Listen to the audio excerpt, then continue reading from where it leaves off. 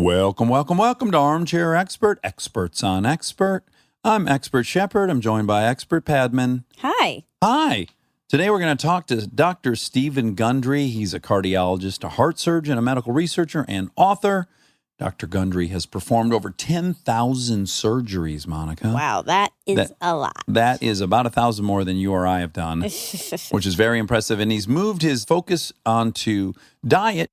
He's written 3 books, The Longevity Paradox, The Plant Paradox, and Dr. Gundry's Diet Evolution. Now, listen, when I read up on him, he's got his critics. Yeah. But rest assured, I did take those points, and I confronted him with them, and we had a nice dialogue about it. Great. So if you're up for that, please enjoy Dr. Stephen Gundry. He's an armchair expert.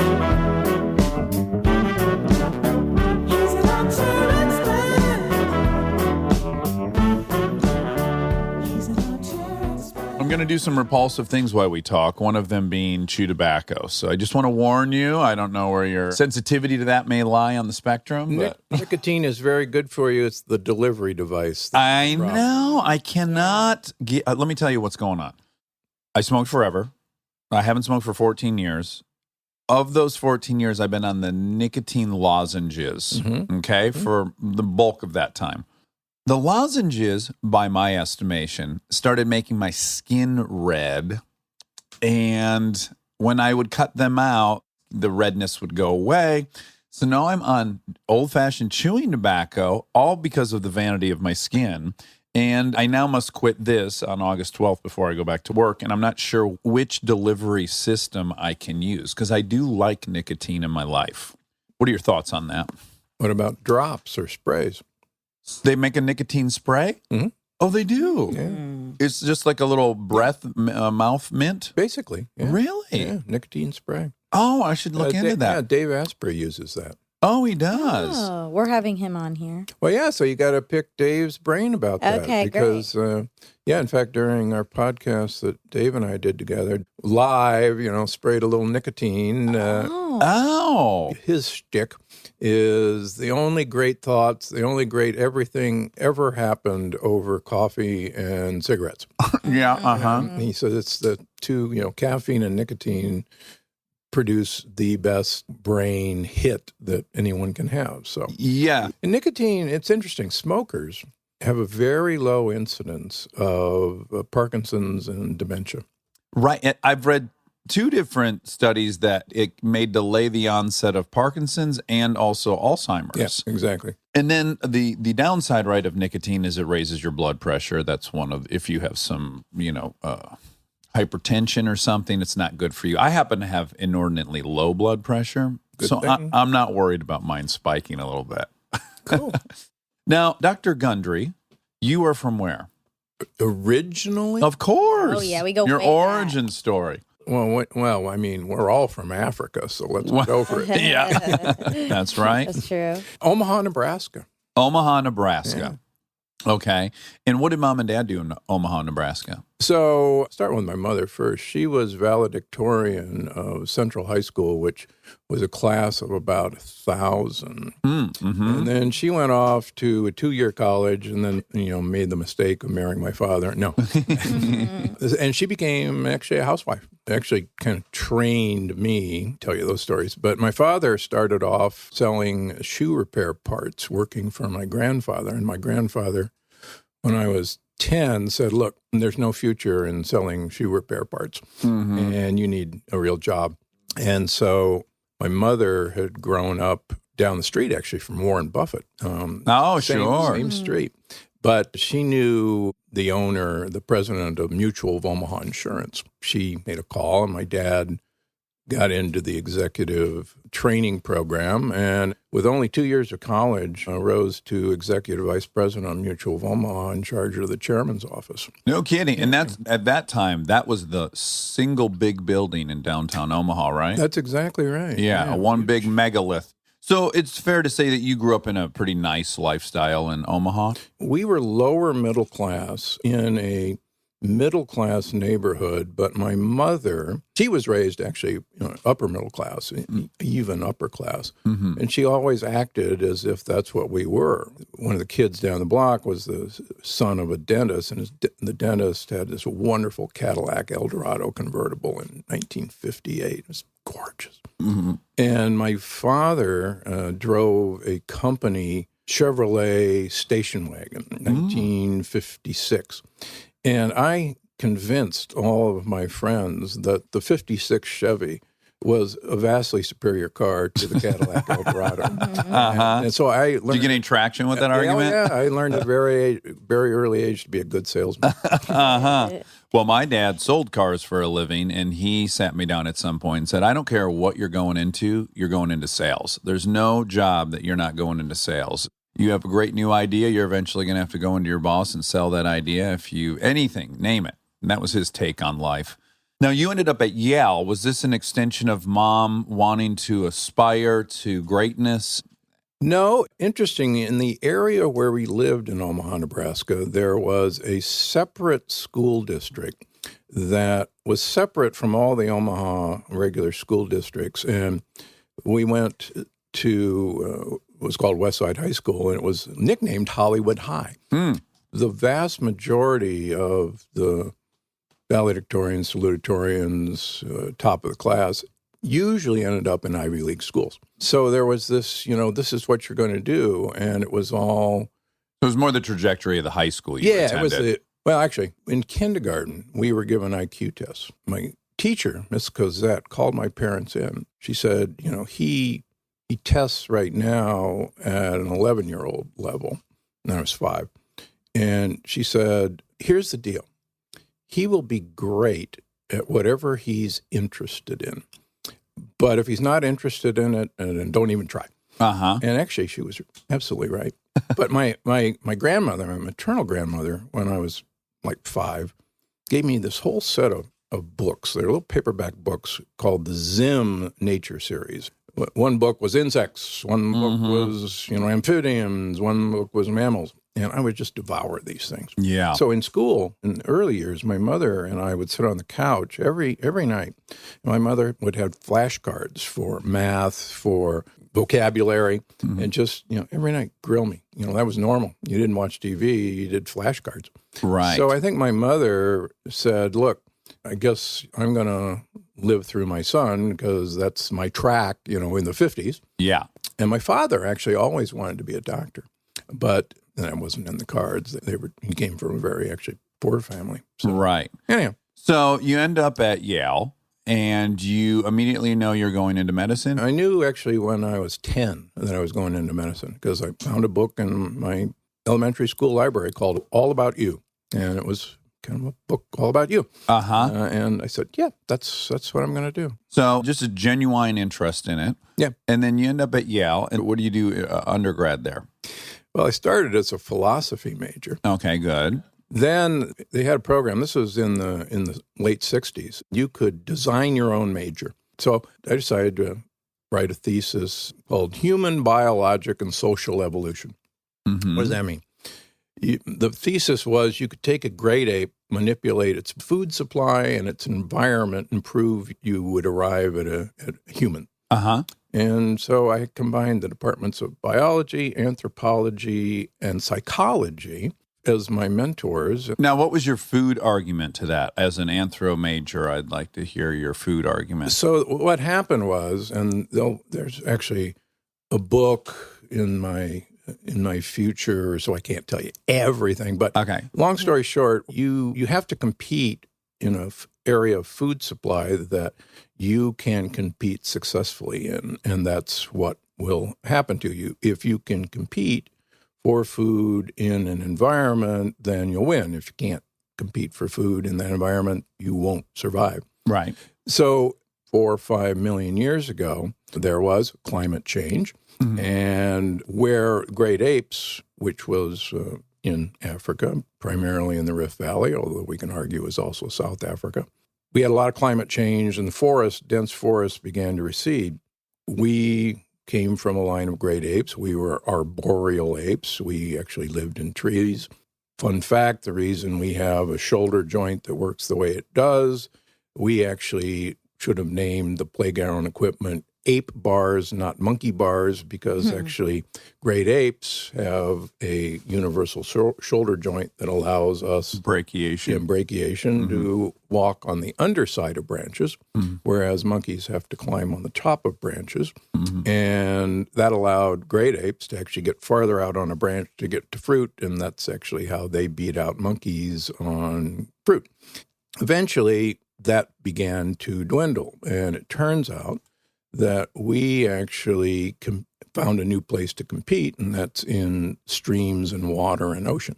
We actually spent a great deal of time as an aquatic ape, and that's actually why you and I are hairless, by the way. Who are you citing for this? Where did you get this chapter? So my mentor in anthropology, actually in paleontology, was David Pilbeam, who was at Yale at that time, and then he went on to Harvard and became the chairman there. But there's actually some fascinating evidence that most of our characteristics that we take for granted are because we were able to occupy a space that no other animal occupied, and that was streams and lakes and probably the Indian Ocean. Doesn't mean we were swimming, living in the ocean, but we could go where nobody else could go. There's no competition. It's been explained to me the loss of hair is a result of, as we became upright, our contact patch with the sun diminished, and we no longer were processing as much vitamin D, and we had to lose hair to absorb more vitamin D.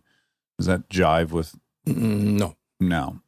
The only hairless animals actually are aquatic animals. Dolphins, whales, elephants, hippopotamuses. Believe it or not, elephants were aquatic. Their trunk was a snorkel. It wasn't for getting leaves off of trees. They were an aquatic animal. So the only evidence of hairlessness is in aquatic animals. Also, well, really, let's just be clear. The dolphins aren't hairless. Humans aren't hairless. None of these are hairless. We all have little hairs. Yeah, we have more hairs per square inch than a chimpanzee. It's just very fine. Correct. It's just very fine. Yeah. And hair is a drag in water. If you actually look at the hair patterns on your back or even on your chest, you will notice that the hair patterns follow the flow of water. And we also have, I'm a hairy guy, probably have some Neanderthal in me. Should you be so lucky? Yeah. I was disappointed I didn't have much. Funny, my daughter, who is a born-again Christian, she had addiction problems she overcame, happy to say. She got her 23andMe and found out she's 3% Neanderthal. And so I know she got it from me. But the funny thing is we have some interesting discussions on what that means to have 3% Neanderthal and believe strongly in the Bible as a text. So, is there ever a peaceful end to that conversation? Yeah, actually, I think it's actually made her more willing to interpret the Bible as, well, maybe, the time periods, maybe those are not accurate, and maybe, she's come to... So maybe inch away from the literal, more into the metaphorical? Yeah, okay. Exactly. Okay. Well, that's big of her. But back to hair patterns? Yes, please. So underneath our clavicles, or collarbones, there's a swirl of hair. It doesn't go one way or another. When you do this in water tanks, looking at flow, this is a swirl pattern right here. It doesn't follow a path of water. Kind of fun. Interesting. So when you left Yale, you successfully defended your dissertation and you graduated beyond that. And then you went to medical school. Medical College of Georgia. Well, and Monica is from Georgia. I am. What part? I'm from Duluth, Georgia. Yeah, sure. Yeah. MCG was a big school. Oh, it was. Yeah. What city is that in? Augusta. Oh, okay. Home of the Masters? Yeah. Wonderful. Medical students used to work the first aid tents at the Masters. Which was really cool. I bet you made a lot more money caddying, though. No kidding. I'm just saying, if you're going to pick medical tent or caddy, you probably would have made a lot more money caddying. And so there you became a cardiologist and a surgeon. Well, I was a medical student. and had two actually wonderful mentors. William Strong was the head of pediatric cardiology. And MCG was fairly unique in that they wanted to actually train doctors who were going to be doctors. And so from year one, you would actually start rotations following a doctor around or going to a doctor's office and seeing what they did. So I had already figured out that I was going to be a heart surgeon at that point. Actually, my father was transferred to Atlanta, Georgia. So while we lived in Georgia, I was at Yale, and I needed a summer job. And I come back from Yale first summer, and I had gotten this job as a radiology tech in one of the hospitals. So I show up the first day, and they said, "Who are you?" And I said, "I got this job." And they said, "Well, the guy who hired you is gone, and, we don't need you, so have a nice day." And I'm going, geez, I need a job, and, I want to be in the medical field. And they said, "Well, there's a big inner city hospital called Grady. Why don't you go down there? They always need people." And I said, okay. So I go down to the big inner city hospital, and I go to the, employment office. They said, "Well, what do you do?" And I said, "Well, I'm a pre-med student, at Yale." And they said, "Well, you don't want to be here. You want to go up to the professional employment office." And I said, "Oh, okay." Mm-hmm. So I go into the professional employment office, and they say, "Well, what do you do?" "It's pre-med at Yale." And I said, "This may be your lucky day, because we have this program here at Grady where we take medical students during their summer, and we train them as scrub nurses. We always take medical students, but on Friday we selected people, and this morning, this was a Monday, one of the people we selected can't come. This is unique. You're not a medical student, but if you could tell us that you'll do this for the next 4 years in the summer, we'll take a chance on you." And I said, "Would I?" Yeah. So all of a sudden, in the summer, I'm trained as a scrub tech in the inner city hospital of Atlanta, Georgia. Little did I know, and once I became a scrub tech, that the training system at Grady for surgeons was you were 36 hours on call in the hospital, and then 12 hours off. And that was your life. Can I ask really quick, because this is kind of well known, students in their residency have these hours. What on earth is the theory behind why we would want someone sleep deprived doing this? The theory was your mentor did it, and that's how we... no one's raised their hand and said why. Right, and that's how we weed the chaff from the wheat. That's how we, find the best and the best, and how you can land an airplane totally sleep deprived, blah, blah, blah. Yeah. At that time, what was the thoughts on amphetamines for people on those shifts? Was it? Never saw anybody use it. You didn't? Ever in my career. Oh, okay. Ever. Okay. Yeah. All right. Coffee, yes. I mean, some of the orthopedic surgeons would have beer available. Oh, great. And Perfect. Seriously. And anesthesiologists don't want to generalize, but we usually knew the kids in medical school who were going to go into anesthesiology because they had a real keen interest in mind-altering drugs. Sure. Yeah, they were administering acid and other things probably in their free time. Yeah. Well, there is some statistics on the high rate of addiction among anesthesiologists. It's a big toolkit to trust somebody with. Yeah, no, it's very true. Yeah. Very true. And again, it makes sense if you're interested in drugs. You're probably interested in drugs. So you found yourself there, and then at what point in medical school do you say, I want to take the surgeon path? Well, so, almost by accident, I'm now a trained surgeon, because what happens, talking about the poor residents, the residents would actually train us to do the operations. True. And they would sleep on a gurney. And so the scrub nurses and scrub techs would actually do the operations. And this was a knife and gun club, stab wounds, shotgun wounds, gunshot wounds, a lot of belly surgery. And so tons of bleeding. Lots of bleeding. Never forget one time we're hauling a gentleman down the hall to the operating room, and who's bleeding profusely in his abdomen. And all of a sudden, from underneath his gown, he pulls out a gun and starts waving geez. it. And, we're all, oh, geez, Yeah. And the head surgeon says, "Don't worry, he's bleeding so fast, he'll be out in a second." And sure enough, he's waving like this. It's and then, lightheaded. And then we jumped on him and, Wow. saved his goodness. life. But Now, as a young man from Omaha, Nebraska, did you feel like you were in an episode of MASH or something? How were you computing what you were witnessing? it really was, MASH every night. And did that give you some adrenaline and a thrill? Was it exciting? No, yeah, it's very exciting, particularly, like I say, when you're a young person and all of a sudden you've got this, for lack of a better word, authority or need to save somebody's life. Yeah. And the poor resident's conked out, on the gurney. You go, I got to get this guy through this. Well, yeah, it gives you a purpose and a real... Yeah, exactly. Mhm. And it said, I was meant to do this. So you start doing surgery. You start doing surgery on the heart, correct? Correct. And in residency, so you have to, once you graduate from medical school, you have to go do a residency. And in those days, and actually still, you have to do a general surgery residency first, and then, prove competence in that. Uh-huh. And then you do a cardiothoracic surgery residency.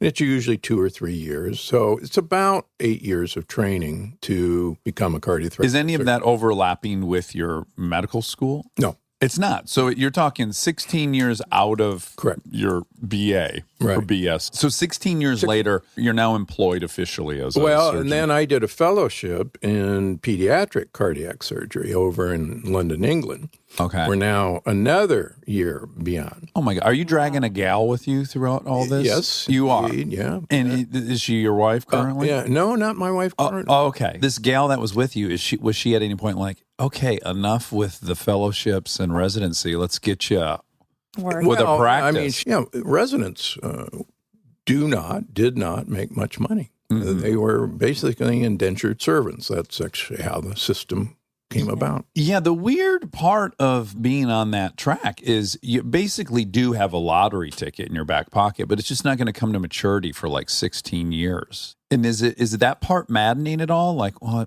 I know I will have enough money for a house, but I can't get it now.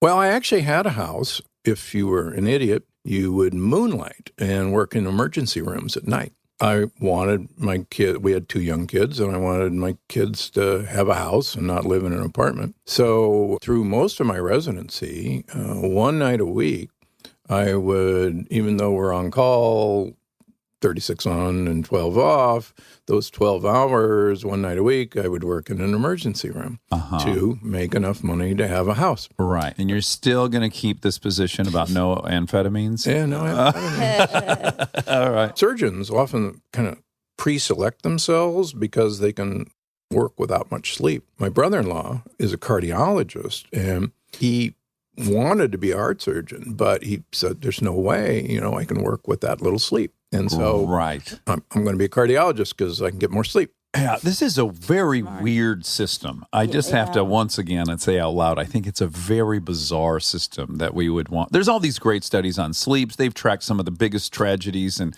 environmental tragedies being from, the Valdez guys had been up for 31 hours. The people in the Titanic had, there's just all this proof that people just aren't operating optimally at. Well, and the good news is, the systems have radically changed. There are now time periods. Oh, that's good. Okay, so that has changed. Yeah, it really has changed. Okay. Yeah. Do you specialize in pediatric surgeries, or are you just doing them all? So I'm doing them all. I was one of the last of generation that tended to do all things. So I, did lung surgery, esophageal surgery, adult heart surgery, and pediatric heart surgery. Now, there's a few of us, dinosaurs that did that. Yeah. And my argument was I actually learned things by operating on a kid that I could apply to adults and vice versa. I was one of the originators of infant and pediatric heart transplant, along with my partner, Leonard Bailey, who just passed away a few months ago. Really? Yeah. And so what age was this first? So this was in the 80s. So anyhow, I finished my pediatric cardiac surgery fellowship in 1986 and was recruited at the University of Maryland in Baltimore. Fairly shortly after that, we started our pediatric heart transplant program at Maryland, and I went out to Loma Linda University here in Southern California to learn from Leonard Bailey, who had done Baby Faye, the famous baboon to human transplant, because he was the expert. And we took our team out there and learned everything. And I went back to Maryland, and he called me actually a few weeks later, and he says, "Hey, how you doing?" And I said, "Oh, great, thanks." He says, "Well, it sounds like you're really happy." And I said, "Yeah, really happy." And he says, "Well, that's too bad, because I kind of like you to come out and be my partner, and I'll split everything, 50-50 with you." So I walked into my boss, Joe McLaughlin at Maryland, and I said, "Leonard Bailey, he wants me to come out and be his partner. And what do you think?" And he said, "Oh, shoot. Man," and he says, "Geez, if Leonard Bailey calls you and says, I'll split everything with you," he said, "I can't stop you." He said, "Go out there." Yeah. So that's actually how I ended up here in Southern California. And did you take to it like a little dolphin in water? No, well, it was a culture shock. Yeah, it's much different. Because I was from East Coast, South, Midwest. And quite frankly, the area around Loma Linda, San Bernardino, is not the garden spot of America. No offense to right. my friends. It's not the jewel of California. That's true. Yeah. So yeah, it did take a little getting used to. It slowly infects you, though, doesn't it? Oh, yeah. You're like, "Oh, I don't like it out here. I don't like it out here." And then you keep visiting home. And then as you visit home, you're like, "Oh, maybe I do like it out there." It's kind of a slow-moving infection, I guess, California. Yeah. I have to imagine as a surgeon, you have kind of a compartment in your head that allows you to treat this body like a engine with a bad head gasket.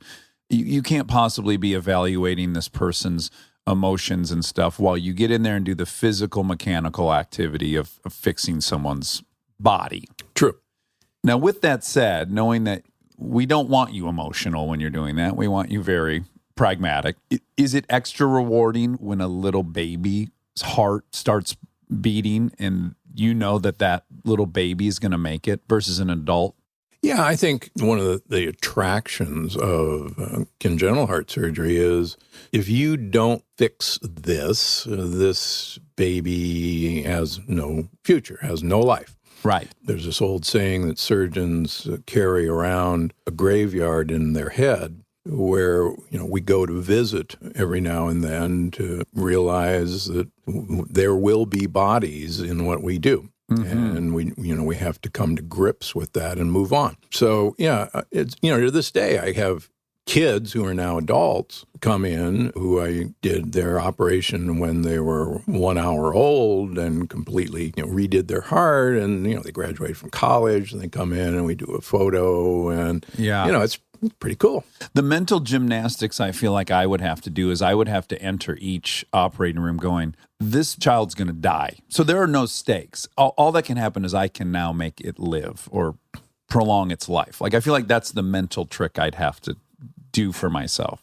Yeah, and I became very famous for operating on people who nobody else wanted to operate on. Fifth-time redos, 3 valve replacements, 5 bypasses, cut out half your heart. We called it the blue plate special. And what I had to do, and the reason I think I became good at it, is you have to have the attitude.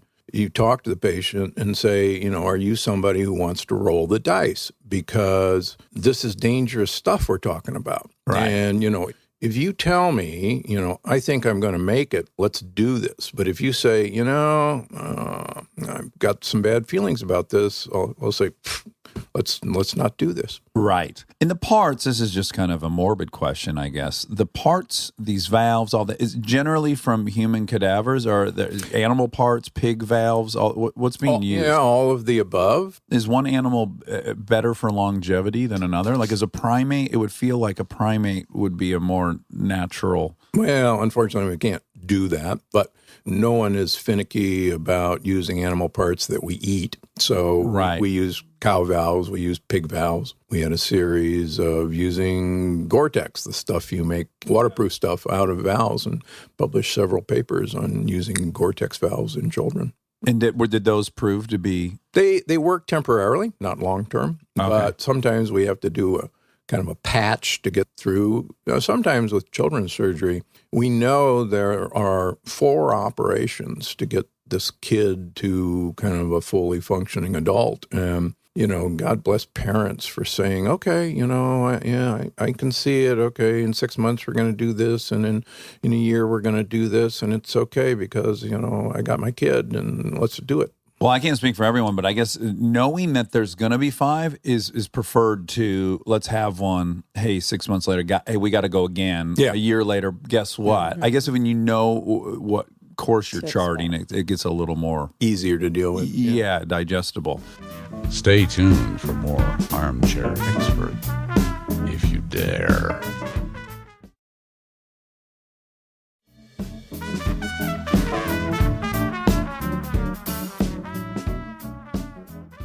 Okay, so what caused you to change your focus?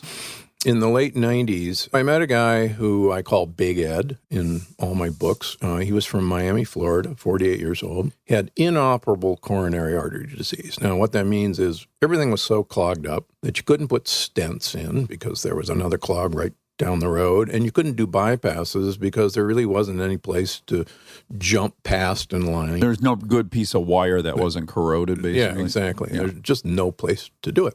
So he went around the country going to these centers, Columbia University in New York, Mayo, Cleveland Clinic, Texas Heart Institute, Stanford. Those were the usual spots. If nobody else would take somebody, they'd wind up in Loma Linda with me. Mm-hmm. So he had spent 6 months going around, and everybody tells him, no, can't do anything for you. Have a nice day. Mm-hmm.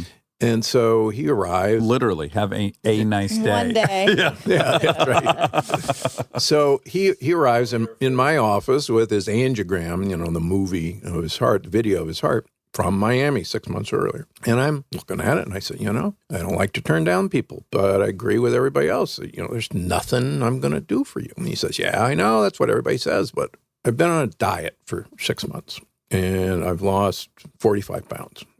Still a big guy. I met him. He was 265 when I met him. And he says, I went to a health food store and I bought all these supplements. And he literally brings in this shopping bag full of supplements.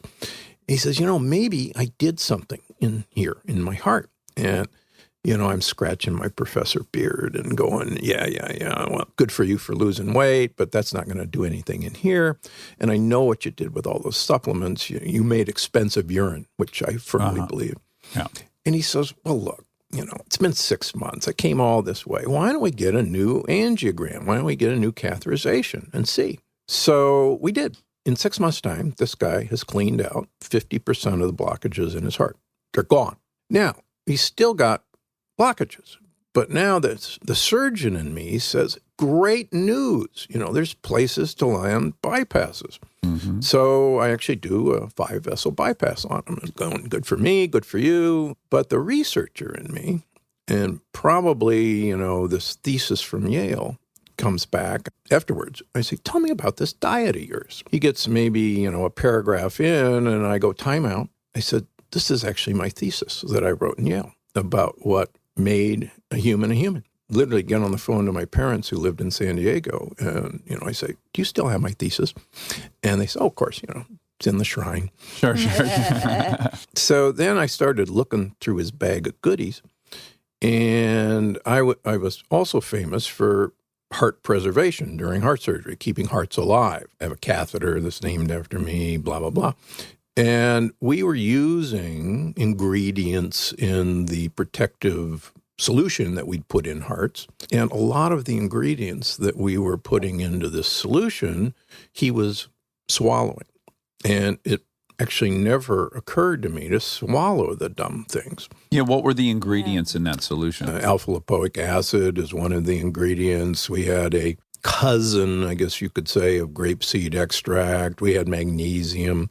He had just willy-nilly kind of gone to a health food store and just kind of, I guess he Started talked grabbing to people, stuff. kind of grabbed stuff. And so here I was, top of my game as a heart surgeon, but I was 70 pounds overweight. I was pre-diabetic. I had such bad arthritis in my knees. I wore braces on my knees to run. But I was running 30 miles a week, and I was going to the gym 1 hour a day, and I was eating what I thought was How on earth were you running 30 miles a week, going to the gym 1 hour a day, and doing surgery? Well, you get up at 4 o'clock in the morning. That's how you do it. My wife would kick me out the door. I know Marvel actors that are working out less than that. Yeah, that's what I would do. Wow. Yeah, and again, I didn't need much sleep. So that's what you do. Uh-huh. But I was a big fat guy and migraine headaches. So you're on this, I do always love this. I remember going into the emergency room with like an asthma episode. I was like 16 or something. And when we pulled up to small town emergency room, the doctor on call was outside smoking a cigarette. And then I went in there and he's, starts listening to my lungs. Do you smoke? Yes, I do. You cannot smoke. You got to stop smoking. I'm like, weren't you smoking up front? And he's like, yeah, just you got to stop smoking. Right. There's something, I don't know why, there's something satisfying when doctors are in a state of ill health. I don't know why. Do you get that, Monica, at all? No, I No. feel the opposite. Oh, you do? Okay. Yeah. I kind of like it. I go, oh, they're just as human as everyone. that's true. Knowledge isn't going to safeguard you from making bad decisions. That's true. That's true. Anywho, Yeah. so you had to take kind of stock of your own health at that moment. Yeah, well, I was told that this was normal.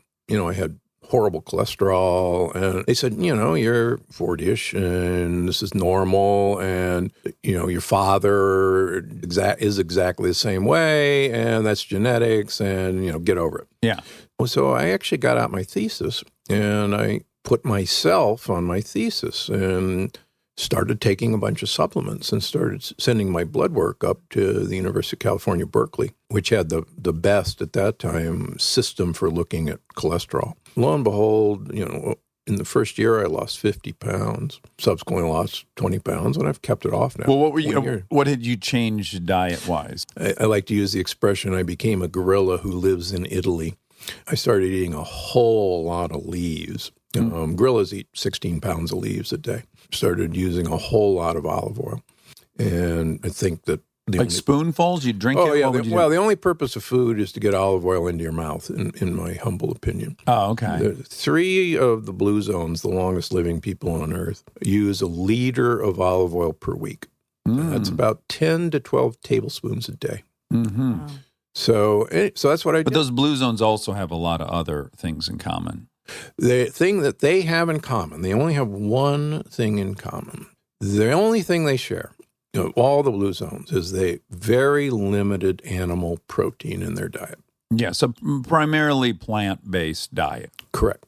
Yeah, so that's significant.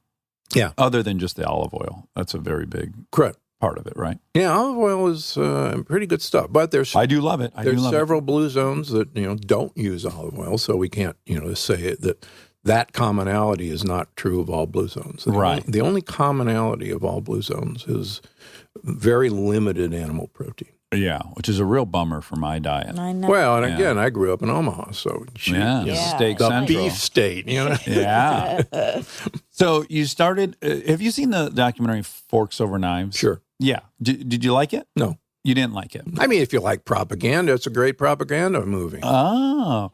But in that you have a cardiologist as well, right? No, He's not a cardiologist? no, he's a general surgeon. Esselstyn is. Okay, a general surgeon. Okay, but you have a surgeon taking this group of patients, putting them on a whole food, plant-based diet, and And no fat. and you're getting all these miraculous results No. from coronary distress. No. Well, you're saying you don't believe in the movie. He's touting results. Correct.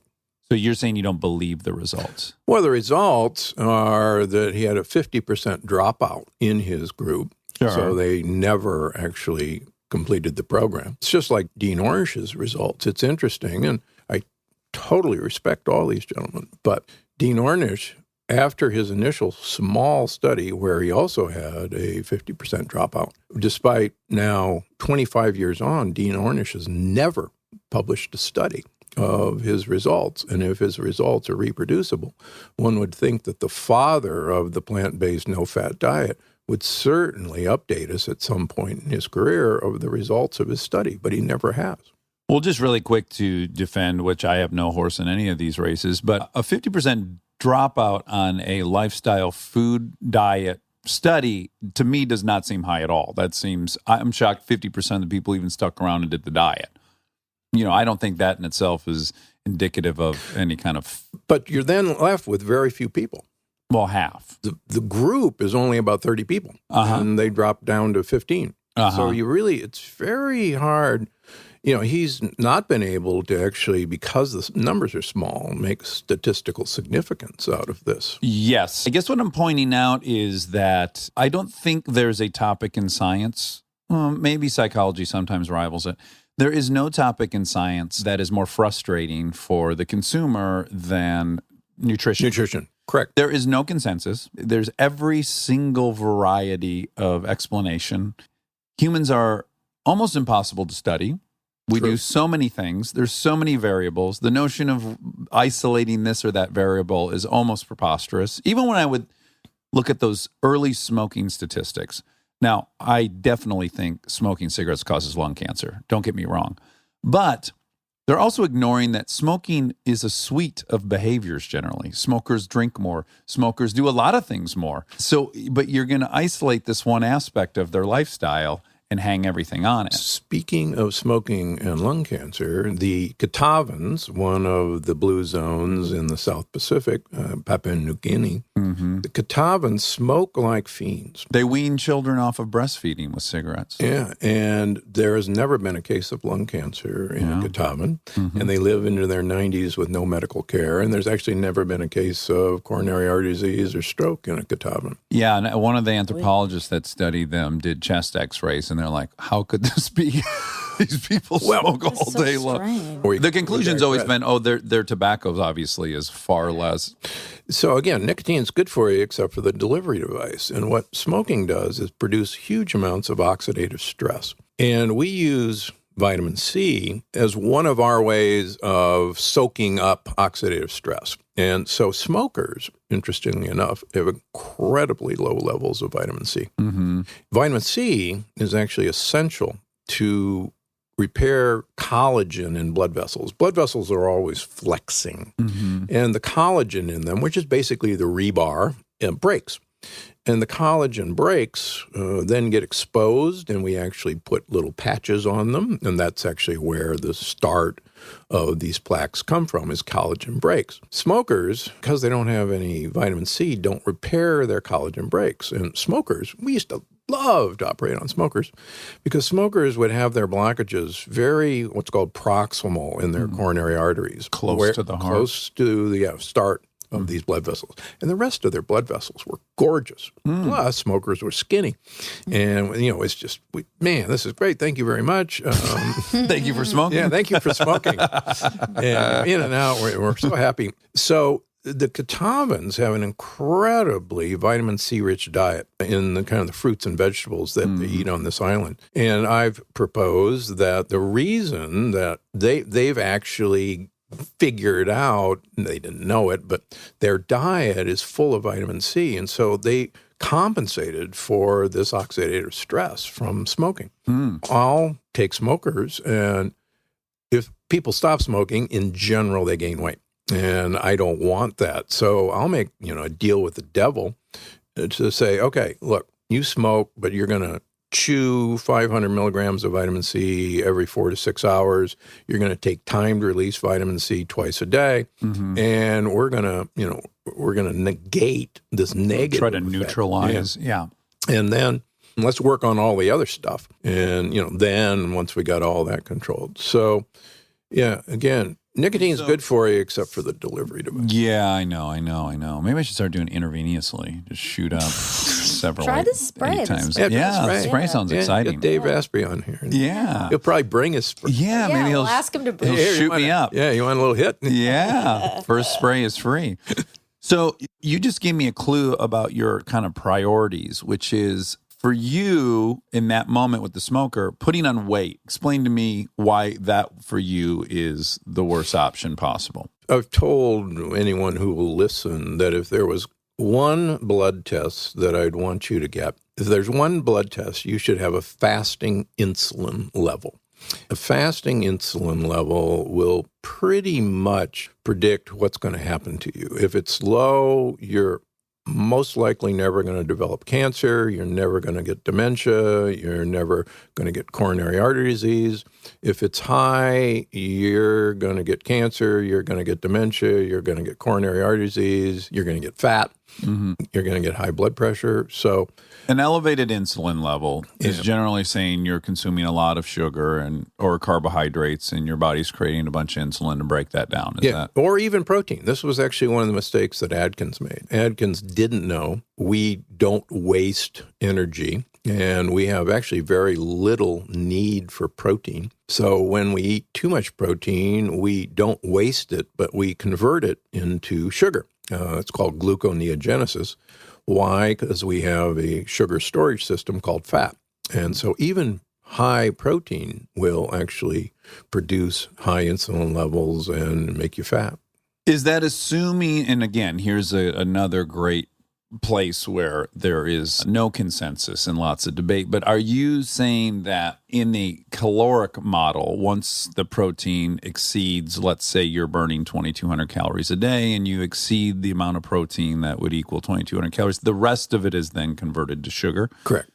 Okay. Because there's a couple different models, right? There's a guy we heard on Sam Harris that's really interesting. He said that is horseshit. It's not calories in, calories out. That's correct. Right. It is not calories in, calories out. That is absolutely correct. He's like, it's way more chemistry. You could eat the wrong 2,000 calories and you could eat the right 2,000 calories. Well, it's even beyond that. None of these models actually used the fact that you have a microbiome of hundreds of trillions of bacteria that eat the food you eat. If you have bacteria that will actually eat most of the food you eat and keep it for themselves to make baby bacteria, then you could eat, which is what I propose people do, eat to feed them, and you can eat huge amounts of food and huge amounts of calories, but they will eat it and you won't. On the other hand, we know that there are obesogenic bacteria who will actually pass what you eat directly onto you, into you. And so you could have two people who literally eat the same thing, have completely different outcomes. There's a great study that was published in Lancet a few years ago of a woman marathoner in England who developed C. difficile, horrible infection in your colon. And the treatment is a fecal transplant. Yeah. We've talked about it a lot. Yeah, on C. here, diff is like 98% effective or something. Yeah, it really works. We want crapsules for everything. We're very into the crapsule movement. Crapsule. Crapsule's a cool thing. Yeah. In fact, at Medical College of Georgia, we did the first fecal transplants for C. difficile back in the 70s. I thought you were going to say for hazing of the fraternity. No, and actually, the reason I know this is because the medical students, once a week, a honey pot was passed around to the medical students, and we had to take a crap. Oh, wow. And then they took it into Arlie Mansberger's lab, and it went into a wearing blender, I kid you not. And then we filled an enema bag full of medical student poop. Yeah. And we gave fecal enemas to people. We didn't know it was C. difficile back then. It was called pseudomembranous enterocolitis, and it came at the start of the broad-spectrum antibiotic era. And nobody knew what it was, but this smart guy, Arlie Mansberger, said, I'm sure what's happened is our gut flora is all screwed up, and we ought to give them normal gut flora. And medical students, they have normal gut flora. So, yeah. Presumably. Except for the anesthesiologist. Yeah. No, you're good, Mike. We don't need your food. You can keep yours. There might be other stuff in there, Mike. For fecal transplants, you try to get a relative who will share actually a lot of your microbiome. So they got a cousin of this woman who was about 40 pounds overweight. They gave this marathoner a fecal transplant with this poop, and she recovered. She went back to her usual routine running schedule, and over the course of about a year and a half, this woman gained 30 pounds, changed absolutely nothing about her diet, didn't change her exercise program. She was seeded with obesogenic poop from her cousin. Right. And you can actually, you can prove this in animal models. You can take germ-free rats, get obesogenic poop from humans, give this to the germ-free rats and they will become obese. You can actually get lean poop from lean people and give it to germ-free rats, and they it just keeps expanding. I don't know if you know Dr. Eric Topol, but yeah, sure. He's great. We had him on. He's always posting new microbiome stuff. One of them, just I'm sure you're aware of it, was this elite athletes seem to share some kind of. They have a bacteria that actually can turn lactic acid into butyrate and all the other short chain fats. Butyrate goes right to mitochondria and makes them very efficient. So, yeah, elite athletes can take lactic acid, which supposedly is horrible, and actually reprocess it into fuel that's really good for you. Right. Yeah, all because of their, Yeah, and even the people who are doing, because the C. diff fecal transplant is only legal in a few states, and in Canada, they're much more open to it. But one of the things they scream for is, you don't want anyone with any kind of mental health issues. They also think that's a microbiome thing. Oh, yeah, absolutely. Obesity, and now the list is just growing. So it's more and more evidence mounting that what's in our gut is having some huge downstream effects on our overall health, right? Yeah, Hippocrates said 2,500 years ago that all disease begins in the gut. Mm-hmm. Now, he didn't have, the Human Microbiome Project, but, this guy was so prescient that, he recognized. And I actually now, after 20 years of this, really all disease begins and can end in the gut. I think I've been so shocked with everybody who's got a disease process has leaky gut and a weird microbiome. Mm-hmm. And the good news is you can fix it. Well, the one thing that makes a ton of sense about it is it's the main source of foreign material you're putting in your body. Like that's the main, that's where it's most dangerous. You're just shoving stuff in this hole in your body and it's all foreign. Yeah. And it's got God knows what on it. And you need a lot of things down there to help break up all that and safeguard you from foreign pathogens that could be harmful. So it makes a ton of sense. Of course, before I had you, I watched a couple of your talks. And I guess I did this about 4 weeks ago. And I was drawn into it. I found it to be a very logical debate. I embraced it. And I'd say for the last 3 or 4 weeks, I have not had lectins. Now, I want you to break down your belief about lectins and give us a short, brief history of how lectins evolved and what their purpose was and how much we're eating them. And then subsequently, just to warn you, I've also read criticism of that I'd like to hit you with. So sure. Tell us about lectins. So lectins are part of the plant defense system against being eaten. Plants were actually on Earth before animals arrived, and they had it actually pretty good. It was the Garden of Eden because nobody wanted to eat them. And then their initial predator was insects. And plants, of course, can't move. So they are biochemists of incredible ability. So they, speaking of hallucinogenic substances, hallucinogens are probably a good plant defense system as well, because you won't remember what you ate or where you found it. Oh, on the contrary, if you're an addict like me, you'll never forget what shape of what shroom made you feel wonderful for 6 hours. But continue. All right. So lectins are proteins, and they're called sticky proteins because they're actually looking for particular sugar molecules to bind to.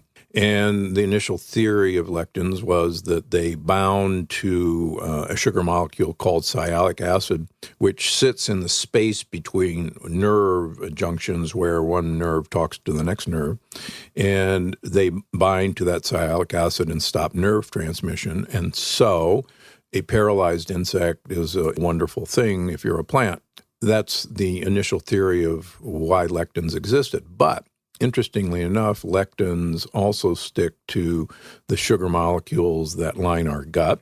That, in fact, one quickie, if you take a bite of a jalapeno pepper, you'll notice your nose starts to run because you actually produce large amounts of mucus to deal with the lectins you just ate. And one of my favorite sayings is, we are the only animal on Earth except a bird that will take a second bite of a jalapeno pepper. Oh, yeah. That's one of the harder ones for me to stop. I love it. Yeah. Stay tuned for more Armchair Expert, if you dare.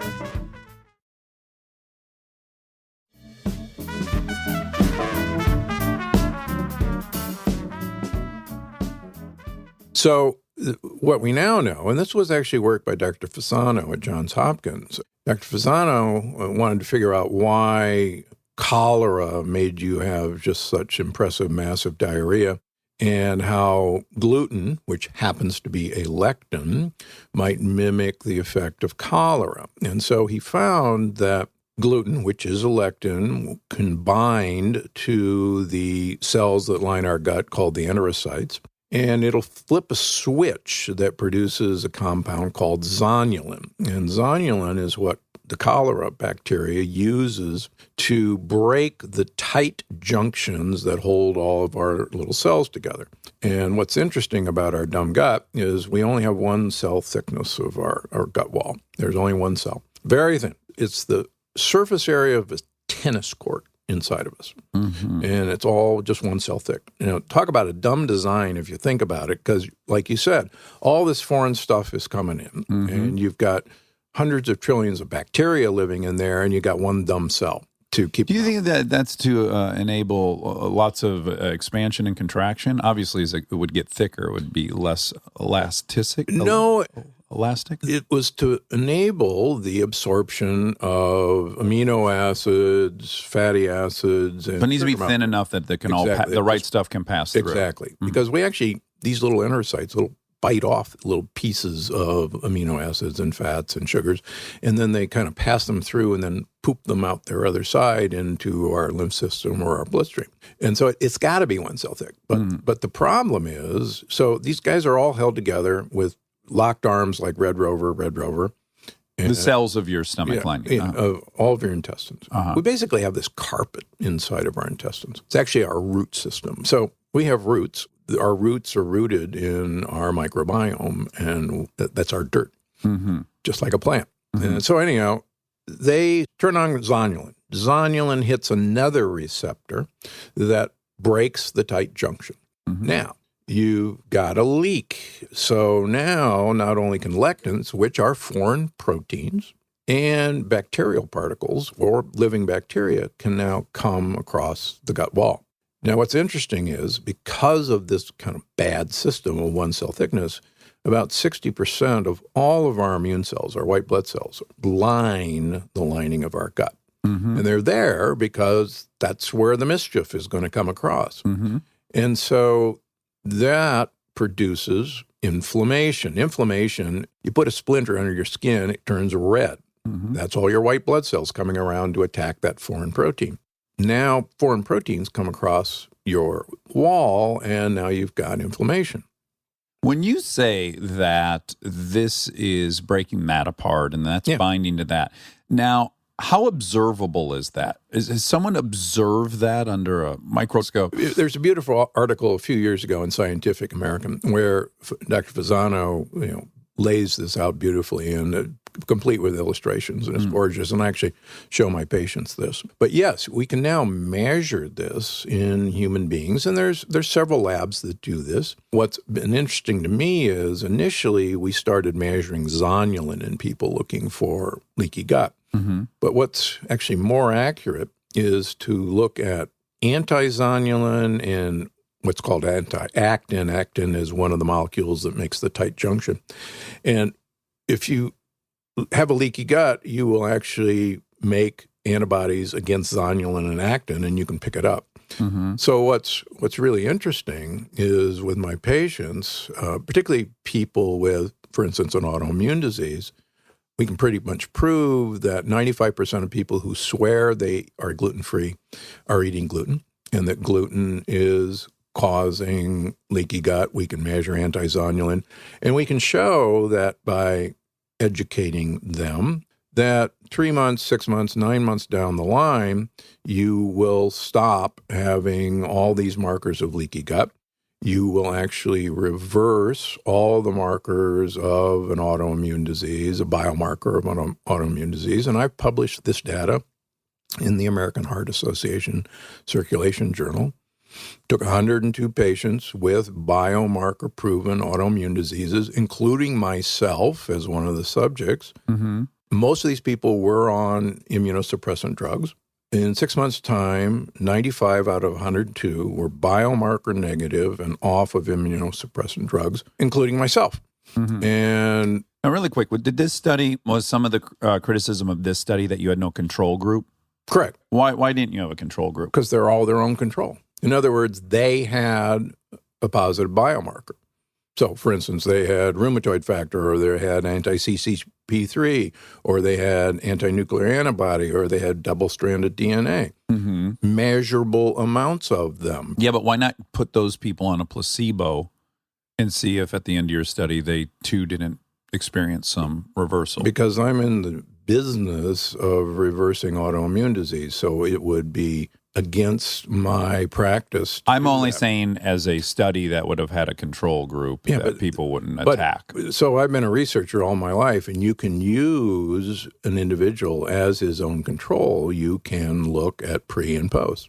But wouldn't you need to have administered a placebo to that person? What placebo could I do in terms of food? Well, you could do a food delivery system to them that did have gluten in it. But I don't have a food delivery system that I Do you want to borrow mine? I eat it. I pretty much eat it. Okay, so I brought that up. So you found, though, of your 100 and how many? Yeah, 102 patients I published. We now have over 500 patients with the same result. Okay. And let me give you a great example. That person up in my practice in Santa Barbara came to me a year ago, a 75-year-old woman who has known she's celiac, and celiac is the extreme form of gluten intolerance. Interestingly, in the Plant Paradox book, I cite this interesting study out of Europe where they took a large number of people with biopsy-proven celiac disease. That's the gold standard of celiac, where you take a bite of intestine and look at it under the microscope. They put them on a gluten-free diet for 16 months, an observable gluten-free diet. At the end of 16 months, 70% of them were still celiac with biopsy, despite a gluten-free diet. So that study really intrigued me. And now that we have these new methods to look for gluten, we can actually, I can tell you right here that 95% of the people that claim to be gluten-free have detectable large amounts of gluten in their bloodstream. Where do you think the most common, like, where is it coming from that people would not realize? Great question. Restaurants, number one. Oh, sure. You don't know what the hell you're getting. I have the pleasure of knowing a lot of restaurateurs and chefs, and to a person, they say there is no way that you can eat gluten-free in a restaurant. And if we tell you we'll do gluten-free for you, don't believe us. It's impossible. Because they're always dusting things with flour. Sure. If something, so let's say you're griddling a piece of salmon and the salmon next to it has the dusting of flour, some of it will flip over, but the griddle itself will actually have remnants of flour. And that level for someone with celiac is... One molecule. Really? One molecule do it. It's so impressive. So let me give you this example. So this woman, she and her husband have been married all their lives. She's constant in abdominal pain, just cramping, bloating, just miserable. And her husband has always thought she was a nut, but, a lovely nut. And she's been to several universities. They tell her, you're celiac, you got to eat gluten-free, and you're obviously not doing it. She's living on corn chips and corn tortillas and corn muffins because gluten-free. Yeah. So we get these tests, and sure enough, she's got leaky gut, but she's got wheat germ agglutinin, which can only come from whole wheat. She's got all the markers for gluten in her bloodstream. She has this protein in corn that is called the corn-wheat epitope. And what it basically says, when you eat corn, your immune system thinks it's wheat. She was eating corn, and she carried this epitope. So every time she ate corn, her immune system thought she was eating wheat. Okay, I was going to say, so at one point, her immune system started attacking gluten. Correct. And that this corn molecule is so similar that now it's attacking that as well. Correct. Yeah, exactly. Again, now, I just want to, because I can be stupid in this area. How do we know that? How do we observe that? How do we see? Do we put her white blood cells in a petri dish? Yeah, basically that's what you do. Really? Yeah. Okay. Yeah, so you can make antibodies to these various components and you know, put them in a beaker and measure whether those antibodies attack, and there you are. Yeah, Okay. so that's how it's done. Okay. So here's this woman. She's obviously eating gluten. She goes out to restaurants quite a bit, and she's eating corn, and she reacts to corn. And we also test her for lectins. We test her against dairy, test her against eggs. She doesn't react to dairy. She doesn't react to eggs, thank goodness. But she was like the poster child for lectins, getting back to lectins. Okay. She reacts to, you know, tomatoes. She reacts to bell peppers. She reacts to peppers. She reacts to beans. They're all gluten-free. So we take this out of her diet. We repeat her in 3 months. She's still got a leaky gut, but now she has one little type of gluten in her, and everything else is gone. And she's feeling a whole lot better. Her husband, you know, is going, you mean this wasn't in her head? And, you know, she isn't a nut? And I said, well, you know, look. This is in the long tradition of not believing women. I know. Yeah, that's true. It is. No, and I get on my horse about this. Women have to find someone who will believe them. Yeah, so anyhow, so now she's totally green on all these charts. She has no leaky gut. Really quick, what is the most conclusive piece of evidence for leaky gut? So I think the best ones are anti-zonulin and anti-actin. You can certainly measure anti-LPSs, those little pieces of shit that I talk about. And you can measure zonulin, but zonulin is actually way down the list of predicting leaky gut. I think that was one of our mistakes. Okay. Yeah, anti-zonulin and anti-actin are two of the best ways. So let me give you another example. if you Please don't mind. do. I love your examples. So this is a woman from L.A. She had a lot of brain fog as one of her manifestations. And she's young, in her 50s, and in her role, she does not need brain fog. So we did these tests and found out, of course, that there was gluten in her, even though she was gluten-free, and that she had leaky gut. And we also did a bunch of tests looking for leaky brain. We now know that there can be a leak in your blood-brain barrier. There is supposedly an impermeable wall between your bloodstream and your brain. Yeah. Impregnable, Monica. And your favorite word. it's called the blood-brain barrier. Oh, yeah. And we now know that this blood-brain barrier can be breached, and you can develop antibodies against brain tissue, and we can measure antibodies to different parts of the brain, including the myelin sheath, MS. Sure. And we can measure antibodies to the cerebellum, the movement area. So we get these tests, and lo and behold, she lights up leaky brain. She's got leaky brain. She attacks her cerebellum. All these diseases sound like zombie diseases, so don't they? Leaky gut, scared, leaky yeah. brain. Well, yeah. if you had asked me about leaky gut 15 years ago, I would have laughed you out of the room. Sure, sure. Some swami in a long Yes, coat was yes. going, oh, you got leaky gut. Yeah, the bogwan. And now, I mean, it's fascinating that you can detect this. And the good news is it's okay to detect it, but you can prove that, at least by the interventions I do, and I'm sure there's other ways to do this, you can stop this. So anyhow, I'm going to meet with her this weekend, as a matter of fact, and we just got her new results back. So the really cool thing, we've been doing this for 6 months. She no longer has leaky gut. There's no gluten in her anymore, but the brain results are the best part. And I've only started doing this in the last 6 months. My preposition was that when we sealed the leaky gut, we'd seal a leaky brain. Now she must have had 6 markers of brain attack. We're down to just a teeny marker of one of the rest of them are all gone. And Wow. this is in 6 months. And I'm just so excited to see her, tomorrow to say, son of a gun, my dumb theory looks like it's working out here. Yeah. And, she feels much better and, her brain is working better. So this crazy stuff like brain fog, we can now actually put measurements on this. The tests are getting so sophisticated now that this is no longer pseudoscience. These are measurable things. You can see a progression of repair. So if I were to do a blood panel Yep. and you isolated antibodies I had to these different things, right? Yep.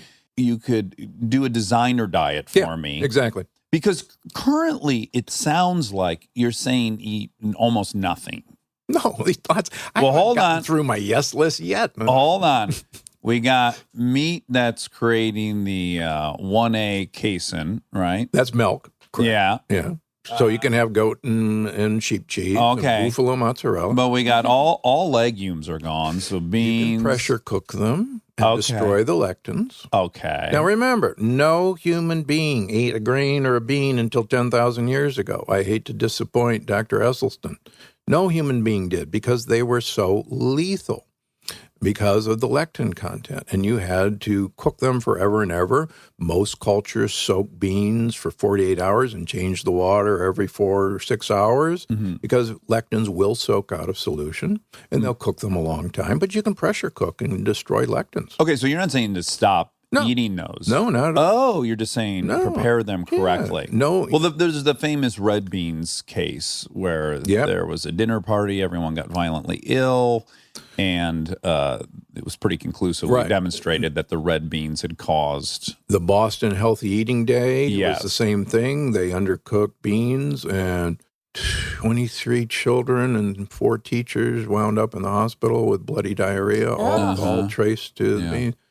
In the escalation of diarrhea, just step 1, you don't want diarrhea. No, Step adding blood to the that's scenario. really that's when it's gone Well, I as have a bad as it question. can go. So is this a recommendation for every person or people who are experiencing? I'm so glad you asked me that question. Yeah. So my practice now has evolved to about 70% autoimmune diseases. My father's side of the family, my father had severe psoriasis. My father was on methotrexate for 50 years. Oh, wow. Yeah. When we first started testing and had tests available for autoimmune disease, I came back positive for anti-nuclear antibody. Not bad, but positive. And my staff came running in and said, "Oh my gosh, Dr. Gundry, you got lupus." I said, "I don't have lupus." Look at me. And they said, "But you're positive for this marker." And I said, "Yeah, it doesn't surprise me one iota because, my father's side of the family, bad psoriasis. Yeah. I don't have psoriasis, but, there's my marker." So I said, "I think I'll turn it off." So, I stopped cheating. I'm always experimenting. And so a month later, my anti-nuclear antibody is negative, right? Okay. So I recently redid that last fall in New York City. I said, I'm going to see if I can activate my anti-nuclear antibody. So I went and had pasta. I had bread. Yeah. And I came back, and my anti-nuclear antibody was back turned on. Bingo. And I said, "That's cool. Yeah. I think I'll turn it off." And so I went a week, perfect. Uh-huh. And a nuclear antibody turned back off. Uh-huh. So I'm very sensitive to these things. Yeah. And, thanks, because there is an inheritable component. Sure. Yeah. I don't think it's very strong, as most people think, but there is an inheritable component. Okay, get back to your question. In the good old days, 50 years ago, most of us had a fantastic defense system against lectins. Otherwise, none of us would be around. And it was primarily our microbiome. Our microbiome actually loves to eat lectins. There is a gluten-eating bacteria that loves gluten. And we had a very, very, very thick mucus layer that covered our lining of our gut. And lectins are sticky proteins that are looking for sugar, and mucus is mucopolysaccharides, lots of sugars. So the mucus actually absorbs the lectins, so they can't get anywhere near where they want to bind to, which is the actual cell surface. What's happened to us in 50 years is primarily 2 things. Number 1, antibiotics.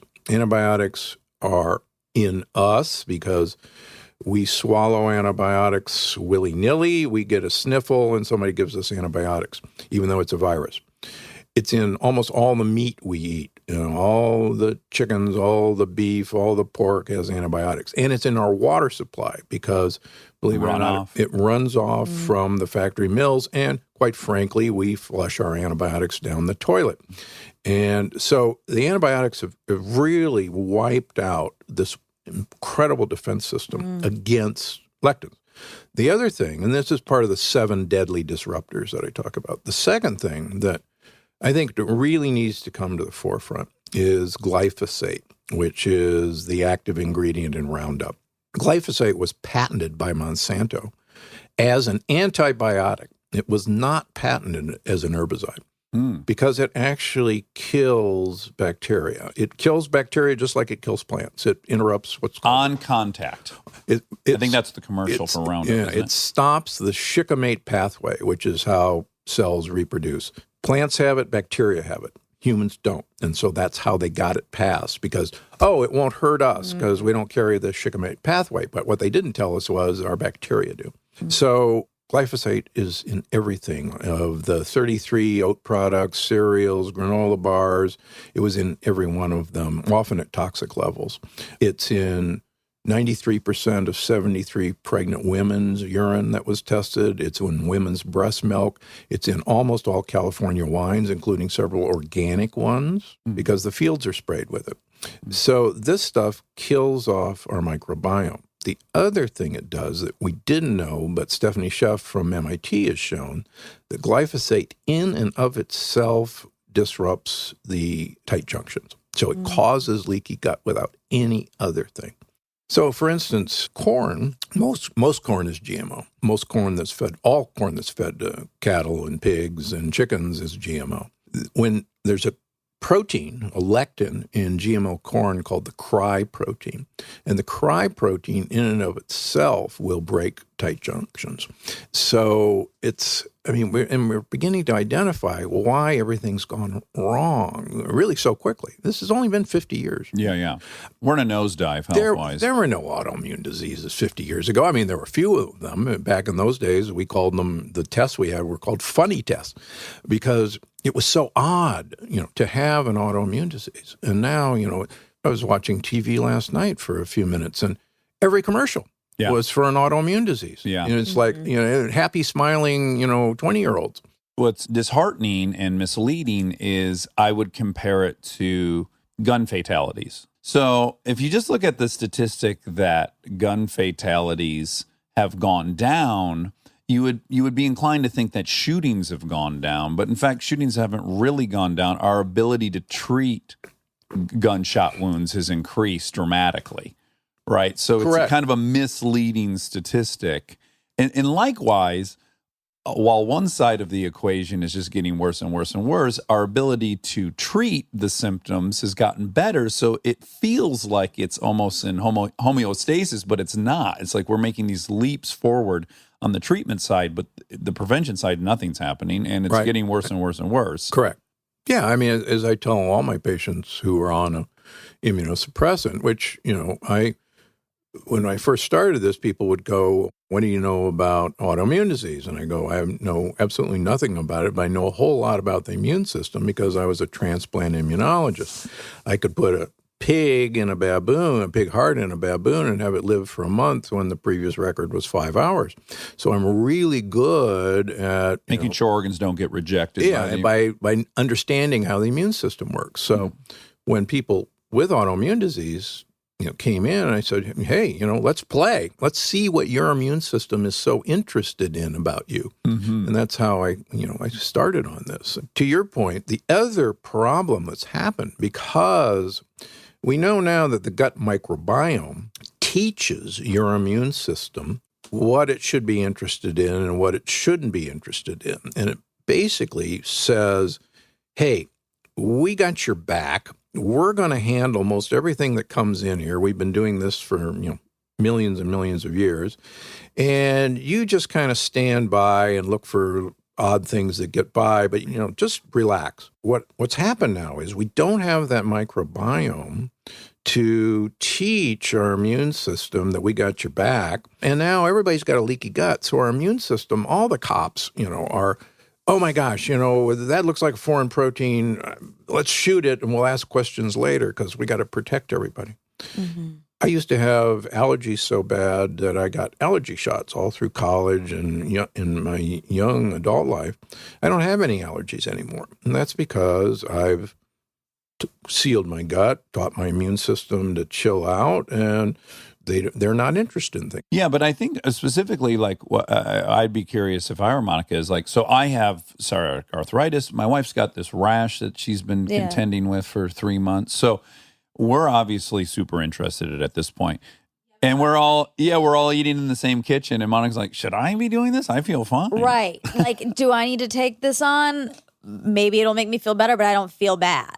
Yeah, are some people just blessed, Well, I think some people have a better, microbiome. For instance, Maybe they've been on less antibiotics throughout their life. exactly. I mean, for instance, one of the tip-offs early on was I noticed a lot of my patients with autoimmune disease had their tonsils out as a kid. And tonsils are actually the first line of defense against lectins. They kind of guard your harbor.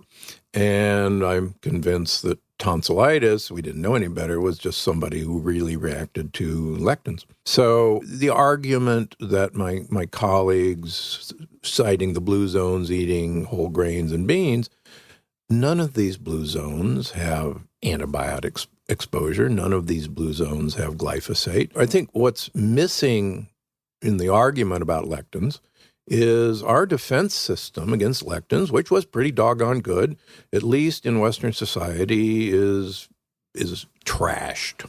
Well, I do think that people's overall concern with the point you're making is it would appear that what is clearly evident is that our huge influx of corn subsidized food products, our refined wheat, all the processed food, that if you look epidemiological, if you track that history, you're going to see a really perfect correlation. And they are nervous you're warning people about plants, which they feel like is clearly the right direction as opposed to... I love plants. I'm a plant predator. You just got to know who has your back and who wants to do you in.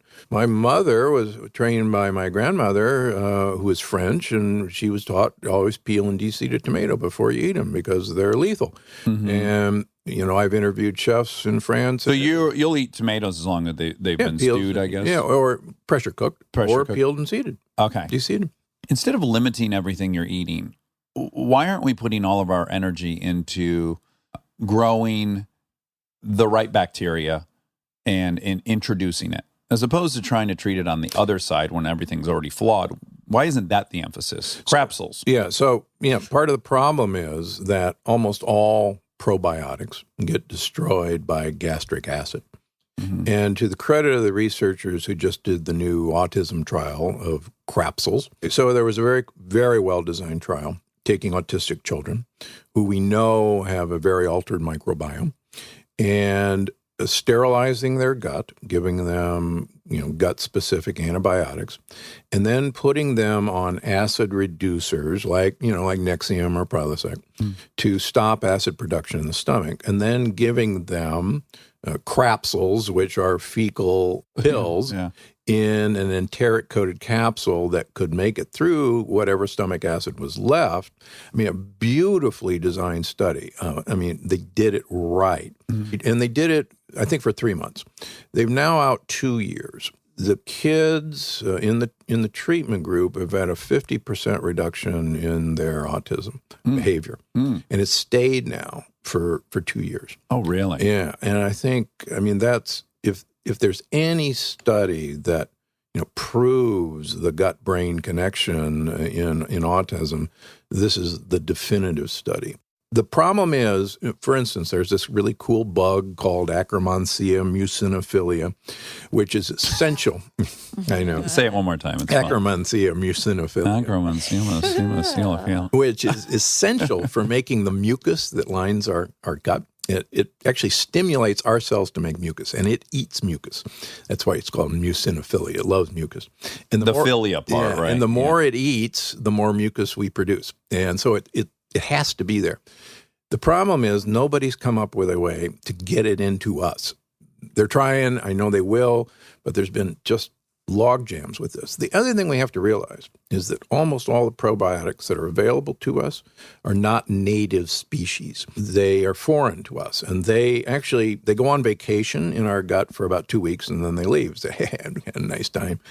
Airbnb butt, I guess. We'll have to coin that. And so they leave. We should have at least 10,000 different species. And it's this tropical ecosystem, and everybody's dependent on everybody else. And most of us, after a round of antibiotics, may only have 1 or 2 species left in us. And the folks in Stanford have said that it may take 2 years to reestablish a gut flora after a round of antibiotics, which is really scary. It is. Really scary. So, yeah, I'll hear you say this, and then I'll watch Forks Over Knives. And then there's a dude I follow on Instagram who's a doctor who promotes a carnivore-only diet. He's got claims, So it's nearly impossible. Everyone has equal credentials. Everyone has different conclusions. So I am very cynical of that. But I am in the unique position as I was when I got sober, which is I don't believe in God, but I'm willing to try anything to not die from alcohol and drugs. That's a less bad option for me than death. Likewise, I've tried a bunch of shit that I would never try intellectually. I did a Ayurvedic cleanse, totally helped me after every single Western option. So because I dislike joint pain so much and skin rashes, I'm open to everything. I am happy to try everything because it's going to cost me nothing, basically. So I am at one time cynical of all claims, and then the other time I'm totally willing to try all things. Yeah. And then we'll get that. Dr. Eric Topol's going to give us a body scan with an iPhone, too. He's promised to do that. Yeah, actually, Eric and I were both at the University of Michigan together in our residencies. Oh, really? Yeah. Uh-huh. U of M. Back in the old dark ages, Great school, Monica, really good school. Probably better than schools.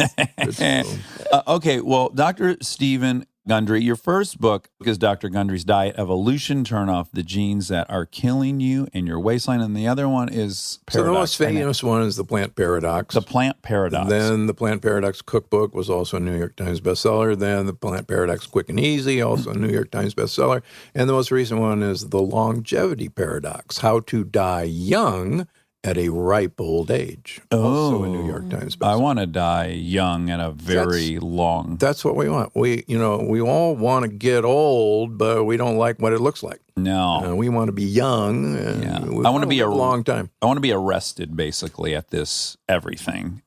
Yeah, and then just exactly keep this going. Well, actually, I was saying I can't wait for tomorrow because I get younger every day. And actually, if you look at pictures of me from 11 years ago, I'm younger than I was 11 years ago. Now, is there risk in your business that things are moving so quickly? I know that in the short time my stepfather had prostate cancer and he did die of it, the leaps that were made in those 2 years in treating that disease were staggering, as are the information that's coming in about microbiome and whatnot. Do you feel the challenge or the danger of printing up these books knowing that something new is going to be revealed? Like, so your first book didn't have lectins in it, Correct. right? Right. And now actually, I did mention them, but they were way down the list of things to work right. about. It wasn't the priority. Right. And that, believe it or not, that's why my first book was called Diet Evolution, because my thoughts evolved. In fact, my thoughts evolved in 2 years for the longevity paradox. Yeah. What frustrates me and David Perlmutter, Grain Brain, is that we've only known about the microbiome for the last 5 years. Mm-hmm. And yet you will have individuals who have preached the exact same diet for 20 years, 25 years, regardless of what we now know. It's when the blanket statements come out that this will help everybody. I think just like the prostate cancer, people are getting their genome mapped first, and they're finding out that there's 11 different options for different genomes. So it's like the notion that one thing is going to be great for all humans is a little... So the good news is that, I want people to eat like it's 9,999 years ago. And we were actually doing pretty doggone good. We had big brains. We were taller than we are now. And why not go back, 10,000 years and just start with that? We did good. Okay.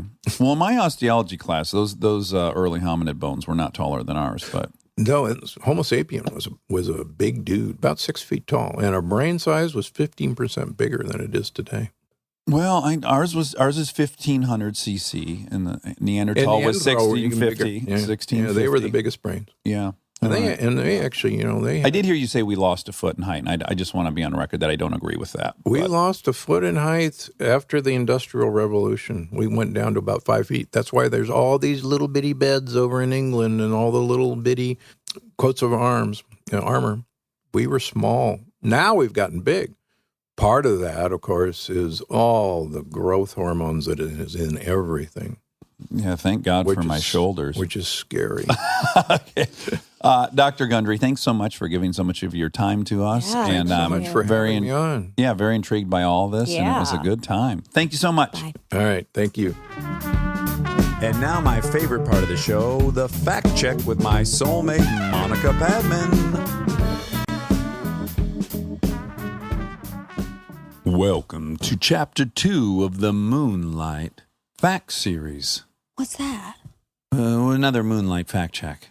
It's the second one. Oh, I thought you were doing like, Hookers on the Point. yeah. It was dipping into that voice a little bit. Or what's that song that has like Barry White? talking at the beginning? Yeah. No, it's like, no, it has like, Are you talking about Teddy Pendergrass? no. And actually, maybe it's not at the beginning. It might be in the middle of the song. What is it? Shaft? No. What are some of the it's words? A female singer. Oh, It's female. so popular. I mean, was so popular. What? She's always late to concerts. What is her name and what is the song? It's very popular, but not really doing anything currently. Mm-hmm. Whitney Houston? No. Okay. I believe this person is with us still. Still with us. Yeah. Okay. I'll think of it. Okay. I mean, I have to. We'll circle back. Do you know the trick where you say, what, like, tell the audience what you think I said to you? Okay, you ready? Okay. I love Laura. Well, it's supposed to look like I love you, Oh, it didn't. but it's olive oil. Oh. Say mouth olive oil to me, and I'll tell you what it looks like. Okay. You do? Thank you. I love you too.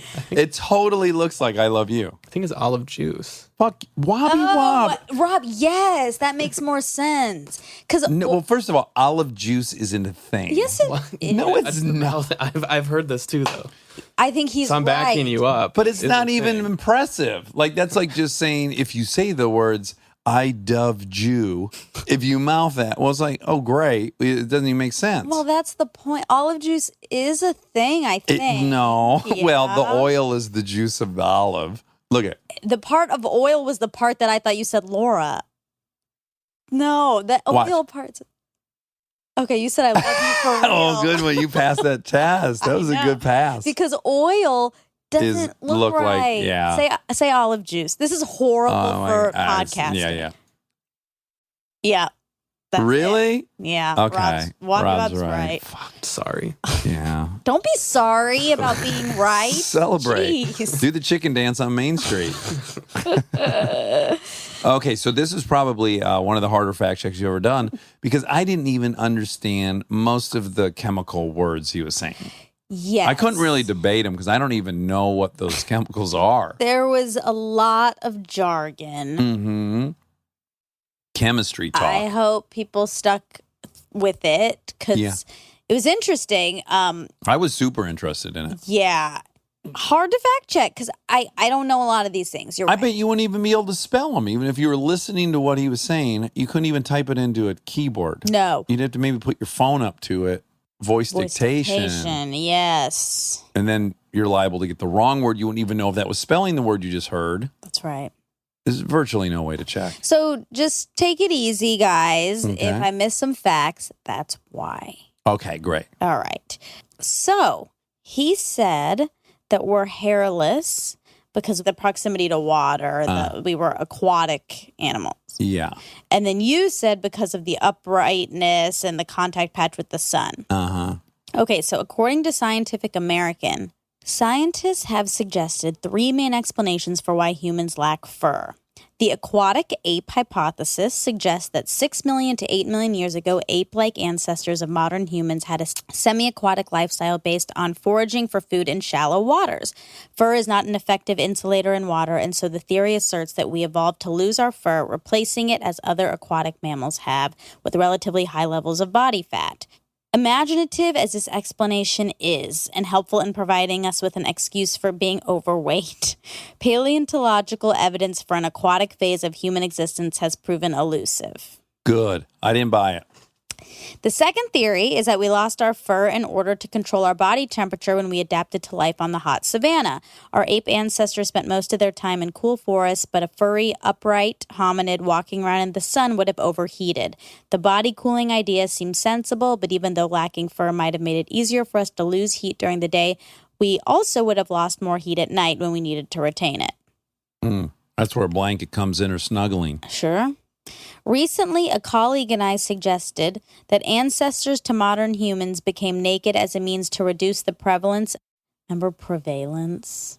The word I said wrong. Oh, right. Prevalence. Trigger.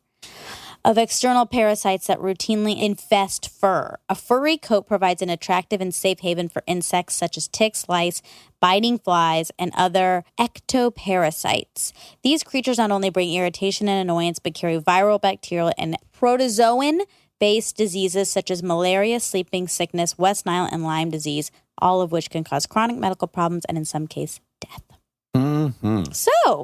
Yeah. Well, so right, mine wasn't either, but I do recall that I knew it was about walking temperature. Yeah.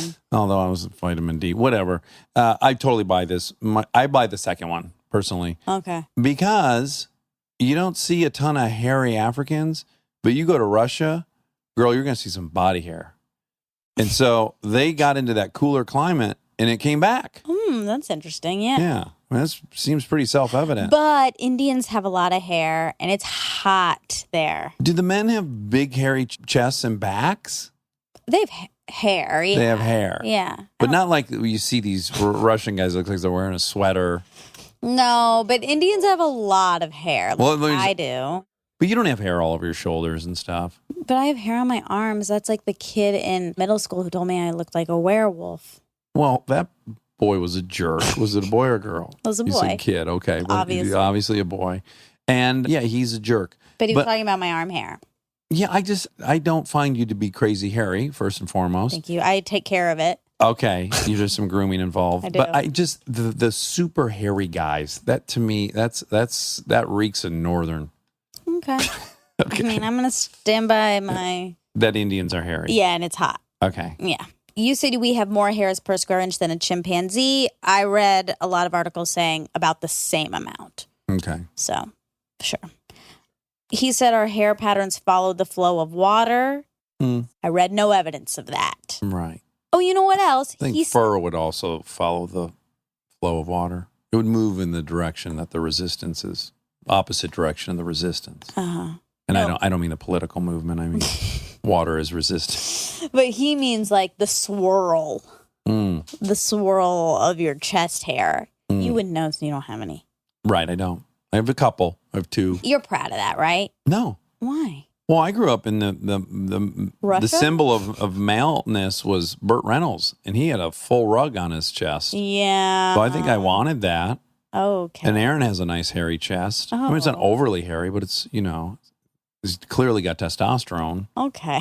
I look like a 13-year-old female. I understand all of that. And also, men shave their chests. Well, it now proved to be great. But I'm talking more like junior high. Some guys are sprouting some shrubbery on their chest. Sure. And I'm bald as a baby's buns. I get it. Not all babies, Indian babies, are very hairy at their butts. Yeah.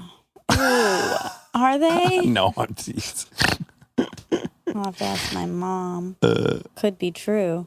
I would have given you some of my arm hair. And you could have just pasted it, glued it. On my chest? Yeah. Yeah, the only problem was I was in the locker room. You were a baby. That's true. Yeah, because we're talking 87, 88 is when these guys started getting a little hair upstairs. Well, as you secondary said, hair. I had hair all over my butt, so I could have given Give me some of those tail feathers? Yeah. Yeah. I wrote a whole sketch. I could not get this sketch up on stage. I tried like 10 different times. Just no one ever found it funny. It was all about just how many ways you could say pubic hair, basically. There was a very serious conversation. It was about the secondary hairs that grow in adulthood. And I was calling them secondary hairs or auxiliary hairs, not primary hairs. Okay. And it was... The whole thing was just how many words could I come up with for pubic hair? No one says secondary hair or auxiliary hair. Right. And just no one ever got a kick out of it. No. Maybe I'm going to email Danny McBride, see if he likes it. I bet he does. Hey, Dan Dog, Shep Monster. You got to check out this sketch from the Groundlings that I never really got to do, but here it is. Yeah, no one liked it, but I got a hunch my soulmate will. What if I started out the letter calling him Dan Dog? It'd be over, right? He could never respond to an He's email. like, I've been so nice. Why is he doing this to me? Danimal, Shep Doctor. Oh. Hey, bro, you ever thought about calling pubic hair secondary hair or auxiliary hair? And if so, did you laugh yourself silly, brother? Oh, God. Okay, he says Neanderthal. Yeah, he says it wrong. Yeah, he says it. Neanderthal. Incorrectly. He says it like most people say it. Yeah, oh yeah, definitely here. Yeah. Not in Deutschland, though. Is that where it It was primarily, yeah, I think they're the ones that first coined the phrase Neanderthal. Because they don't have a TH sound there? TH there is tall. T. Yeah, T. You know, that's the opposite. In India, a lot of, I think I've already talked about this, a lot of the names that are T are pronounced TH. Oh, sure. Yeah. Like Thammy and Thom and Thim Yes. Yep. Exactly. and like Tiffany. that. Yeah. Ooh, Tiffany might be the worst. Tiffany.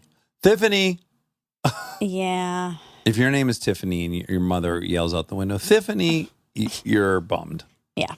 Okay. So you said there are high rates of addiction in anesthesiologists. You say I say anesthesiologist. Yeah, you say anesthesiologist. Yeah. I say anesthesiologist. Oh, my goodness. You love your THs. That's how it's spelled. Sure. So, just like Neanderthal. I'm right about that. I bet in Germany they say anesthesiologist. We got to get that thing. Google Home or whatever it is. Yeah. So we can just, ask it questions. we can blurt out and we can get real-time fact checks. Because it takes us too long to type the shit in. Yeah. So, yeah, it's true. They do have a high rate. Wait. Oh, anesthesiologists do have a high rate of addiction. Yeah. There was an article. What if you hit me with a figure like 85% of them are addicted? So I guess there was a big article called Opioid Addiction in Anesthesiology a long time ago. And then it was published. And then in this article, it said addiction still remains a major issue in the anesthesia workplace. So this is old. Between 1991 and 2001, 80% What? of U.S. anesthesiology residency programs reported experience with impaired residents, and 19% reported at least one pre-treatment fatality. Ooh. Yeah. Yikes. Yeah. Oh, I also disagree. I made a point. I think they did do amphetamine back in residency. I mean, I know you thought that you would. No, I've had doctors tell me that was a thing. Just like, in the military, the Air Force guys, they call them go pills. So when they fly on like a bombing raid or something and they need to come back, they have amphetamine. They're called go pills. Yeah. And they pop them. I think maybe some people did and some people didn't. And it could be true that no one in his class was doing them. That's possible. Yeah. Okay. He said gorillas eat 16 pounds of leaves a day. But although maybe he said 60 because they can eat up to 40 pounds, which is a lot. Well, those silverback males are 400 pounds. If you're 400 pounds, eat 10% of your body weight. Let's see. That still doesn't. still That means I would a eat ton. 20 pounds of food a Oh day. my I don't think I do. How many pounds do you think you eat? I think I eat 3 pounds of food a day. Only 3? 3 pounds. And then I drink 10 pounds of water. You're going to drown your cells. I might. I heard water's bad for you. Well, it is bad for you. If you drink it too quickly, you can drown your cells. Yes. That's what they do it for initiations, and then people die. Uh-huh. This was one of the actual articles that was countering that lectins are bad. It said, sure, lectins in a certain quantity, just like water in a certain quantity, can be toxic. Oh, interesting. Yeah.